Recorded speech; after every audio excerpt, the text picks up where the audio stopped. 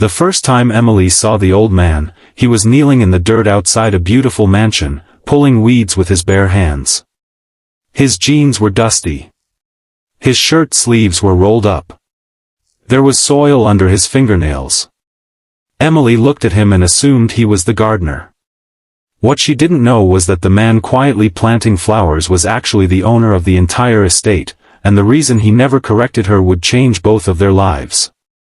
Before we continue, please subscribe to Kindness Library, like this video, and leave a comment below.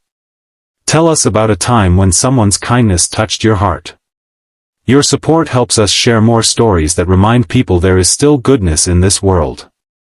Emily Carter had recently moved to a small town in Connecticut with her 8-year-old daughter, Lily. Life had not been easy for them. Emily's husband had passed away 2 years earlier after a sudden illness. Since then, she had worked hard to keep their little family together. She worked at a local grocery store during the day and cleaned offices several evenings a week.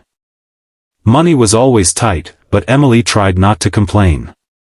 One Saturday morning, Emily was walking home after dropping Lily off at a friend's house. Her old car had broken down again, and she couldn't afford to repair it yet. As she passed a large stone mansion, she noticed an elderly man working beside the driveway. "Excuse me," Emily called.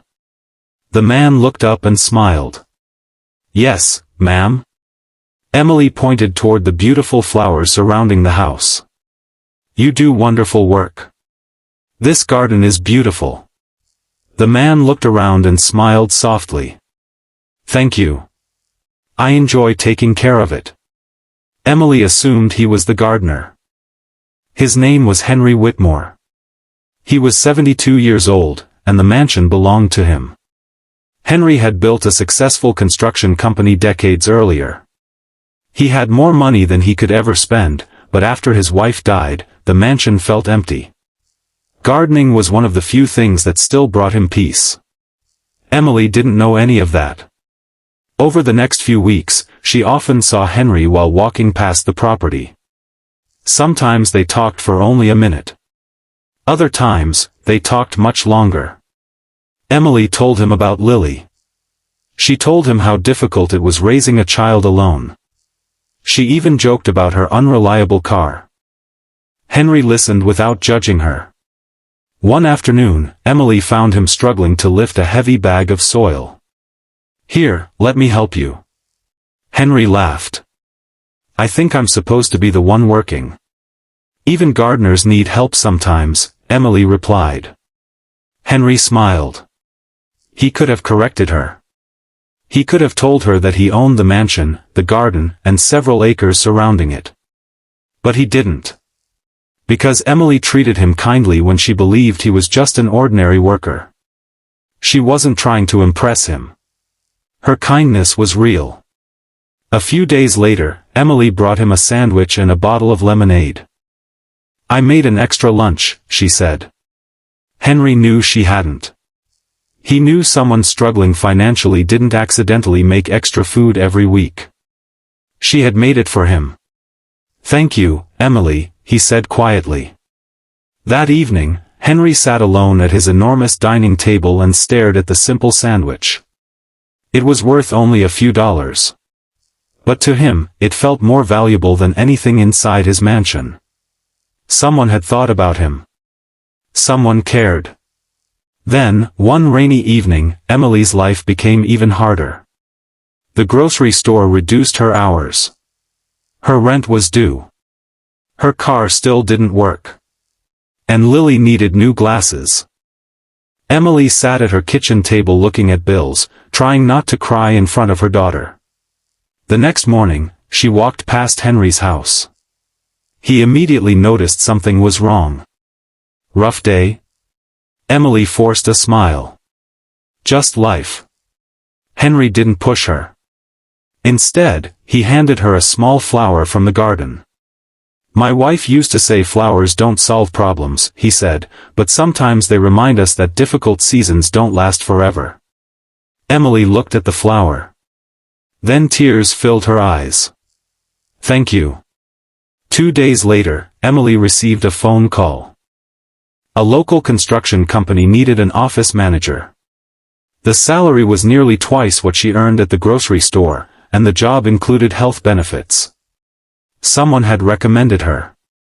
Emily went to the interview.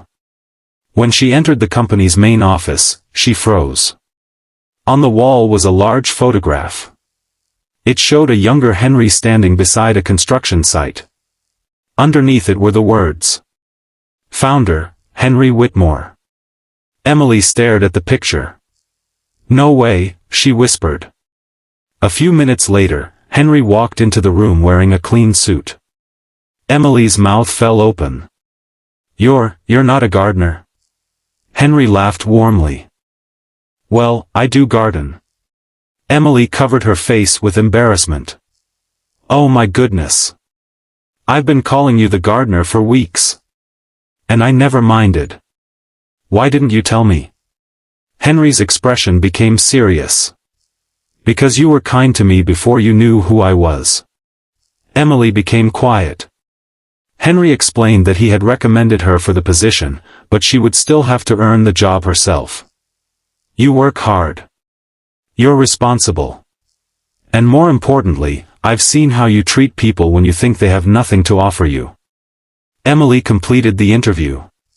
She got the job. Within months, her life began changing. She repaired her car. She bought Lily new glasses. She no longer had to choose which bill could wait another week. But something changed for Henry too. Emily and Lily began visiting him on Sundays. Lily helped him plant flowers, although she usually ended up covered in dirt. For the first time in years, Henry's mansion filled with laughter again. Emily thought Henry had rescued her. Henry believed Emily had rescued him. And maybe both were right. Because kindness isn't always about giving someone money or changing their entire life. Sometimes it's a sandwich. Sometimes it's carrying a bag of soil. Sometimes it's listening when someone needs to talk. And sometimes it's treating a person with dignity when you believe they can do absolutely nothing for you. Emily mistook Henry for the gardener. He never corrected her because he discovered something far more important than whether she knew his name or his wealth. He discovered her heart. So the next time you meet someone, a cashier, a janitor, a waiter, a gardener, or a stranger walking down the street, remember this story. You may never know what they're carrying inside. Give them a smile. Offer a helping hand. Speak with respect. Because the smallest act of kindness can become the beginning of something beautiful. And in a world where we never truly know another person's story, kindness is one thing we can always afford to give.